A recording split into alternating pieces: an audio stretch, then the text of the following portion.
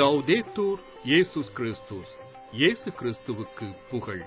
தமிழ் கூறும் நல் உலகில் வாழும் அனைத்து அன்புள்ளங்களுக்கும் வத்திக்கான் வானொலியின் வணக்கம். இறைவன் உங்கள் உள்ளத்தையும் இல்லத்தையும் தன் அன்பாலும் அருளாலும் அமைதியாலும் இன்றும் என்றும் நிரப்புவாராக.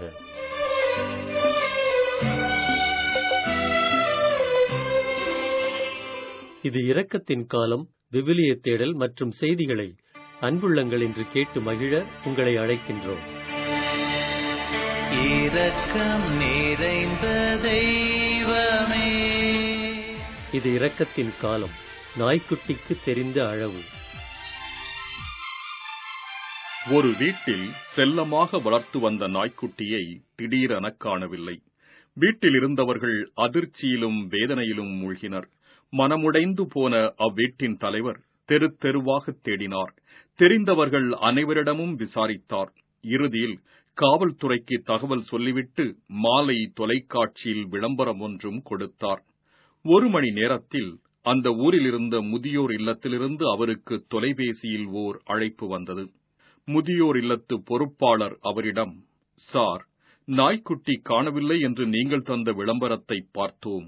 உங்கள் நாய்க்குட்டி இங்குதான் உள்ளது. உங்கள் அம்மாவோடு விளையாடிக் கொண்டிருக்கின்றது" என்று கூறினார். வீட்டில் இருந்தவர்கள் தொலைத்த உறவை தொலைந்து போன நாய்க்குட்டி தேடி கண்டுபிடித்தது. விவிலியம் காலமெல்லாம் வாழும் கருணை கருவூலம், பகுதி 34. எனது அருமை அன்புள்ளங்களே, கருணையின் நற்செய்தி என்று அழைக்கப்படும் லூக்கா நற்செய்தியில் இயேசுவின் மனித தன்மை மிக அழகாக ஆழமாக சித்தரிக்கப்பட்டுள்ளது. நற்செய்தியாளர் லூக்கா ஓர் ஓவியர் என்பது மரபு வழி செய்தி. ஓவியருக்கே உரிய மென்மையான மனம் கொண்டு அவர் இயேசுவின் வாழ்வில் வெளிப்பட்ட மென்மையான நேரங்களை அழகுற தீட்டியுள்ளார். அவற்றில் ஒன்று நயீன் நகரத்து கைம்பெண்ணின் மகனுக்கு இயேசு உயிர் தந்த புதுமை. அன்புள்ளங்களே, இயேசுவை மட்டுமல்ல, இன்னும் பலரை நற்செய்தியாளர் லூக்கா அழகாக வெளிச்சமிட்டு காட்டியிருக்கின்றார். குறிப்பாக யூத சமுதாயத்தால் ஒதுக்கி வைக்கப்பட்ட ஆயக்காரர்கள், சமாரியர், பாவிகள், நோயுற்றோர், பெண்கள், சிறப்பாக கைம்பெண்கள் ஆகியோருக்கு அவர் தகுந்த மதிப்பளித்துள்ளார். இயேசு ஆற்றிய புதுமைகளிலும் கூறிய உவமைகளிலும் இவர்கள் முக்கியத்துவம் பெற்றுள்ளனர். நயீன் நகர கைம்பெண்ணுக்கு முக்கியத்துவம் கொடுத்து சொல்லப்பட்டுள்ள புதுமையில் நமது தேடல் பயணம் தொடர்கின்றது. அன்பு நெஞ்சங்களே, நற்செய்தியாளர் லூக்கா இயேசுவின் பணிவாழ்வை விவரிக்கும் போது 3 கைம்பெண்களை பற்றி கூறியுள்ளார். நயீன் நகர கைம்பெண், கோவிலில் காணிக்கை செலுத்திய கைம்பெண் என்ற இருவர் இயேசுவின் பணிவாழ்வில் இடம்பெற்றவர்கள். நேர்மையற்ற நடுவரும் கைம்பெண்ணும் என்ற உவமை லூக்கா நற்செய்தியில் மட்டும் பதிவாகியுள்ள உவமை. இம்மூன்று கைம்பெண்களின் வழியே நற்செய்தியாளர் லூக்கா உன்னதமான எண்ணங்களை பதிவு செய்துள்ளார். நயீன் நகர கைம்பெண் தன் வாழ்வில் அனைத்தையும் இழந்தவராக சித்தரிக்கப்பட்டுள்ளார். அவரை தேடி இறைமகன் இயேசு வருகின்றார்.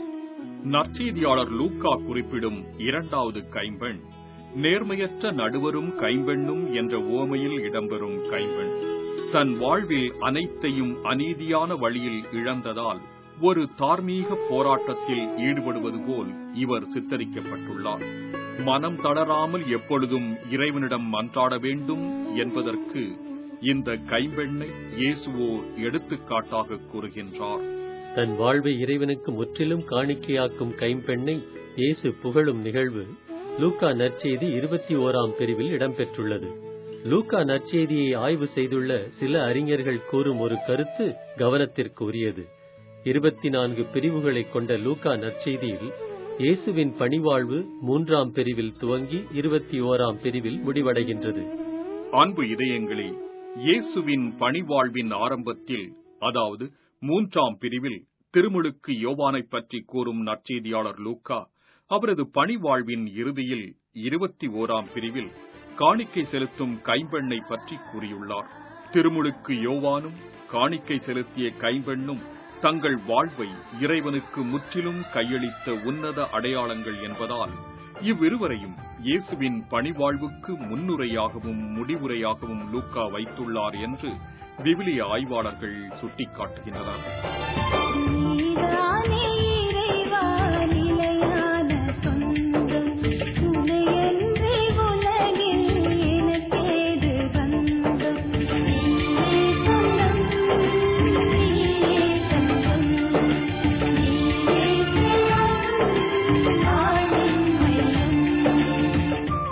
அன்பு இதயங்களே, நயீன் நகர கைம்பெண் நிகழ்வில் நம் தேடலை தொடர்வோம்.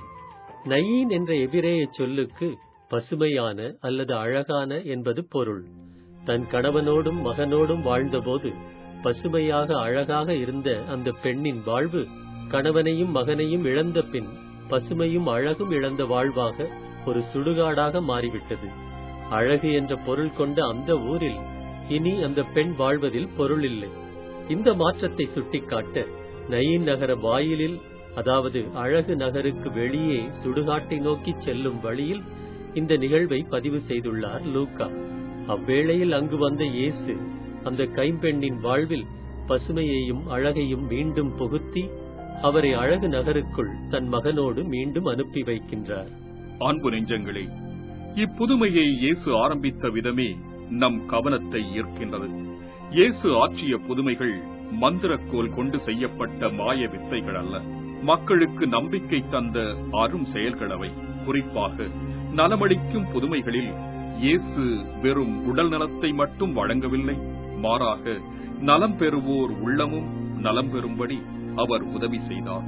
தனிநபர் மட்டும் நலம் பெறுவது போதாது, சூழ இருந்த சமுதாயமும் நலம் பெற வேண்டும் என்பதற்காக இயேசு சில அதிர்ச்சி வைத்தியங்களையும் மேற்கொண்டார். நயீன் கைம்பெண்ணின் இறந்த மகனை உயிர்ப்பித்த புதுமையை ஓர் அதிர்ச்சி வைத்தியத்தோடு அவர் துவக்குகின்றார். அவரது அதிர்ச்சி வைத்தியம் இறந்தவரின் உடல் வைக்கப்பட்டிருந்த பாடையை தொட்டதில் ஆரம்பமானது.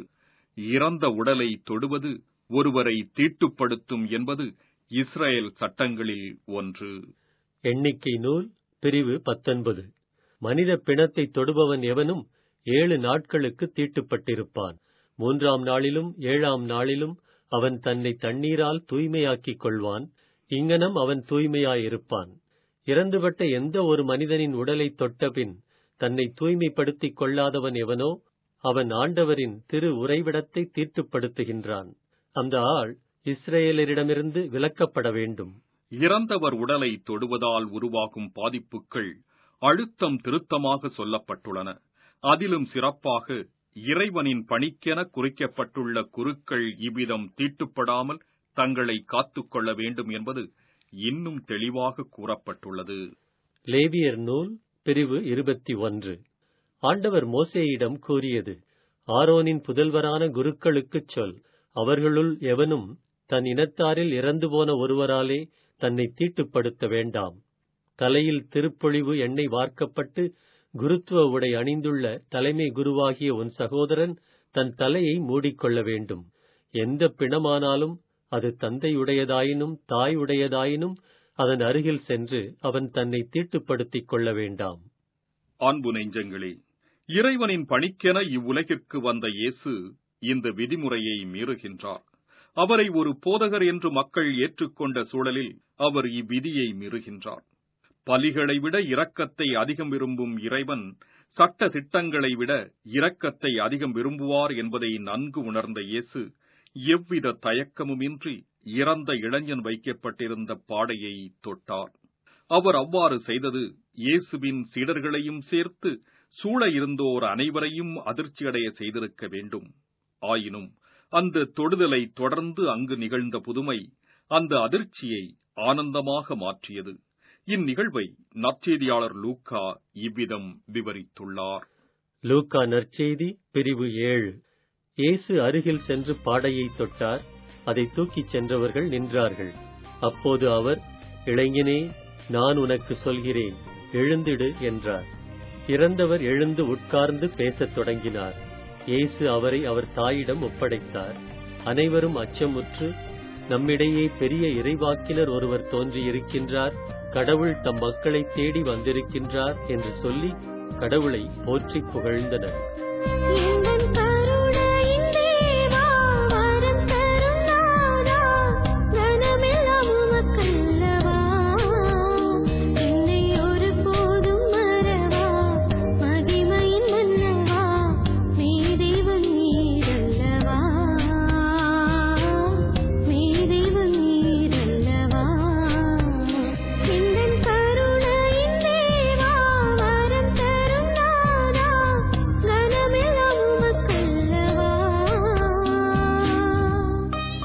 எனதருமை அன்புள்ளங்களே, இறந்தோரை தொடுவது ஒருவரை தீட்டுப்படுத்தும் என்ற சட்டத்தை தங்கள் வசதிக்காக தீவிரமாக்கிக் கொண்ட குருக்களையும் லேவியர்களையும் நல்ல சமாரியர் உவமையில் மக்கள் முன் இயேசு கொணர்ந்தார். இந்த உவமையில் கள்வர் கையில் அகப்பட்டு அடிபட்டவர் குற்றுயிராய் கிடந்தார் என்பதை இயேசு தெளிவாக கூறுகின்றார். அன்பு இதயங்களே, மோசே தந்த சட்டங்களும் அதன் விளக்கங்களும் மிட்ஸ்வாட் என்ற தொகுப்பாக யூதர்களிடையே பின்பற்றப்பட்டன. மிட்ஸ்வாட் கட்டளைகளின்படி ஒருவர் உயிருக்கு போராடிக் கொண்டிருக்கும் போது அவருக்கு உதவுவது மிக மிக முக்கியம் என்றும், அதேபோல் அனாதையாக கிடக்கும் ஓர் உடலை அடக்கம் செய்வது யூதர்களின் மிட்ஸ்வாட் கட்டளைகளின் ஒரு பகுதி என்றும் கிளைன் ஸ்நாட்கிராஸ் என்ற விவிலிய ஆய்வாளர் கூறியுள்ளார். இறைவன் மோசே வழியாக தந்த சட்டங்களை முழுமையாக புரிந்து கொள்ள மறுத்து தங்களுக்கு தேவையானவற்றை மட்டும் அல்லது சாதகமானவற்றை மட்டும் பின்பற்றி வாழ்ந்த குருவையும் லேவியரையும் நல்ல சமாரியர் உவமையில் எதிர்மறையான கோணத்தில் சித்தரித்த இயேசு, அடிபட்டவரை தொட்டு தூக்கி பராமரித்த நல்ல சமாரியரை வெகு சிறந்த கோணத்தில் நமக்கு முன் படைக்கின்றார். அது மட்டுமல்ல அன்பர்களே, நல்ல சமாரியரைப் போலவே நாம் அனைவரும் செயல்பட வேண்டும் என்று அந்த உவமையின் இறுதியில் இயேசு வலியுறுத்திச் சொல்கின்றார். அன்பு நெஞ்சங்களே, நோயுற்றோரை தொடுவது ஒருவரை தீட்டுப்படுத்தும் என்று எழுதப்பட்டிருந்த சட்டங்களை இயேசு மீறினார் என்பதை நற்செய்தியில் பலமுறை காண்கின்றோம். ஒரு வார்த்தை சொன்னாலும் போதும் ஊழியர் நலம் பெறுவார் என்று நூற்றுவர் தலைவர் சொன்ன நம்பிக்கை வார்த்தைகளுக்கு மதிப்பு கொடுத்து இயேசு நூற்றுவர் தலைவர் இல்லம் செல்லாமலேயே தன் வார்த்தையின் வல்லமையால் அந்த ஊழியருக்கு குணமளித்தார். அதைத் தொடர்ந்து நயீன் ஊருக்குள் நுழைந்த இயேசு அங்கும் தன் வார்த்தையின் வலிமை கொண்டு குணமாக்கியிருக்கலாம். இருப்பினும் அவர் இம்முறை தன் வார்த்தைகளாலும் தொடுதலாலும் கைம்பெண்ணின் இளம் மகனை குணமாக்குகின்றார். அன்பு இதயங்களே, நலம் இழந்து ஏறத்தாழ உயிரற்ற பிணமாக வலம் வரும் இன்றைய உலகை இயேசு தன் வார்த்தையாலும் தொடுதலாலும் குணமாக்க வேண்டும் என்று மன்றாடுவோம். இந்த புதுமையை எவ்வித அழைப்போ வேண்டுதலோ இன்றி இயேசு தானாகவே முன்வந்து செய்தார் என்பதை காணும்போது நம் வாழ்வில் தானாகவே நிகழும் புதுமைகளை எண்ணி பார்க்க நாம் அழைக்கப்படுகின்றோம். இந்த அழைப்பை ஏற்று வாழ்வில் இறைவன் குறுக்கிடும் போது நிகழும் அற்புதங்களை அசைப்போட நாம் அடுத்த தேடலில் முயல்வோம்.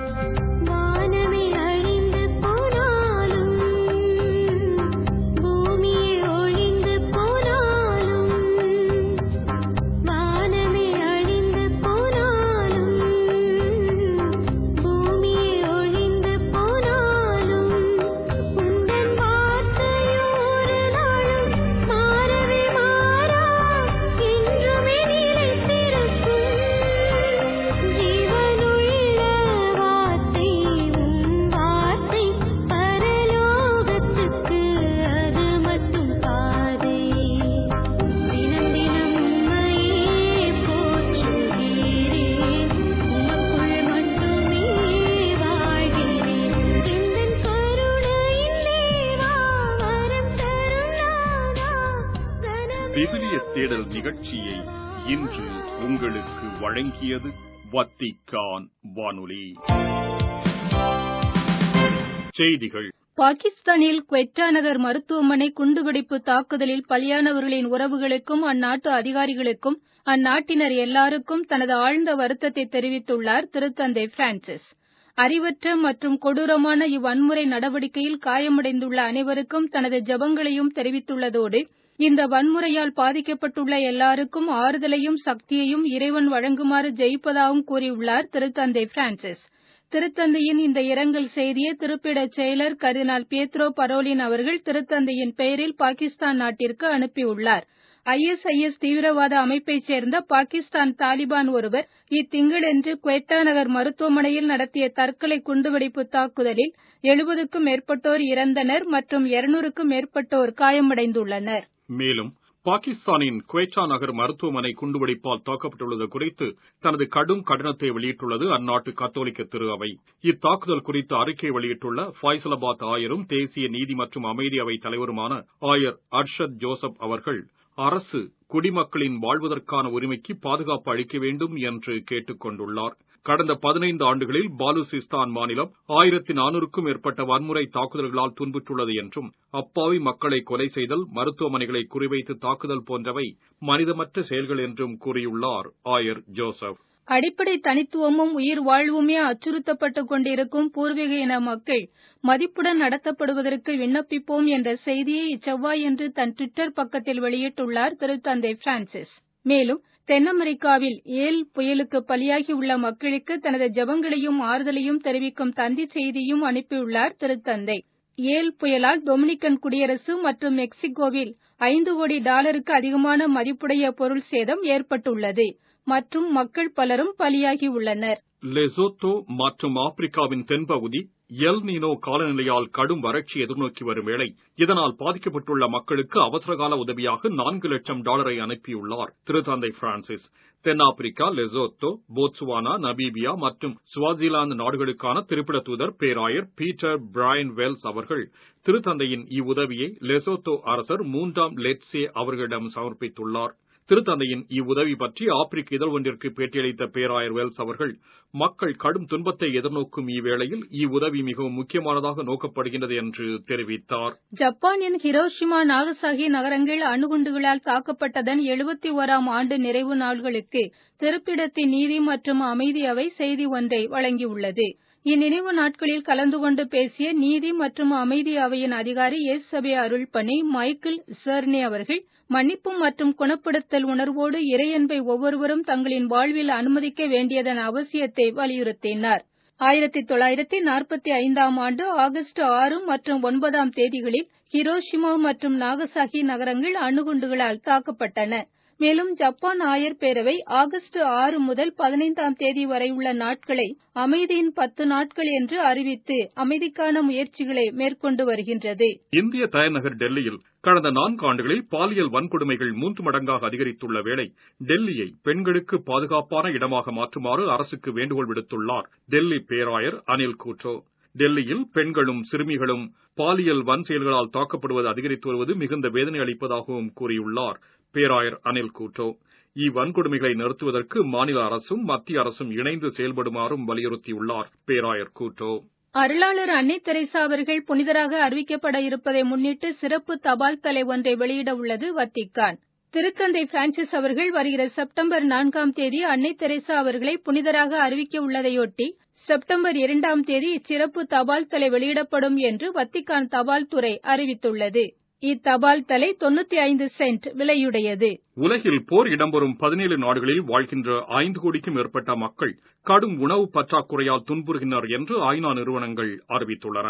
ஏமன் மக்கள் தொகையில் பாதிக்கும் மேற்பட்டவர்கள், அதாவது 1,40,00,000 பேருக்கும், சிரியா மக்கள் தொகையில் 37 விழுக்காட்டினர், அதாவது 87 லட்சம் பேருக்கும் உடனடியாக உணவு, ஊட்டச்சத்துக்கள் மற்றும் வாழ்வாதாரங்கள் தேவைப்படுகின்றன என்று ஐநா நிறுவனங்கள் கூறுகின்றன. போகோ ஹராம் இஸ்லாம் தீவிரவாதிகளின் எழுச்சியால் பாதிக்கப்பட்டுள்ள நைஜீரியாவிலும் 50 லட்சம் பேர் கடும் மனிதாயமான நெருக்கடி எதிர்நோக்கியுள்ளனர் என்றும் ஐநாவின் உணவு மற்றும் வேளாண்மை நிறுவனமும் உலக உணவு திட்ட நிறுவனமும் எச்சரித்துள்ளன. இதற்கிடையே சிரியாவின் 2வது பெரிய நகரமான அலப்போவில் கடும் சண்டை நடந்து வருகின்றது. இதுவரை சிரியாவில் 2,80,000க்கும் மேற்பட்ட மக்கள் உயிரிழந்துள்ளனர். நேயர்களே, இத்துடன் வத்திக்கான் வானொலியின் தமிழ் ஒலிபரப்பு நிறைவு பெறுகின்றது. நன்றி, வணக்கம். வணக்கம்.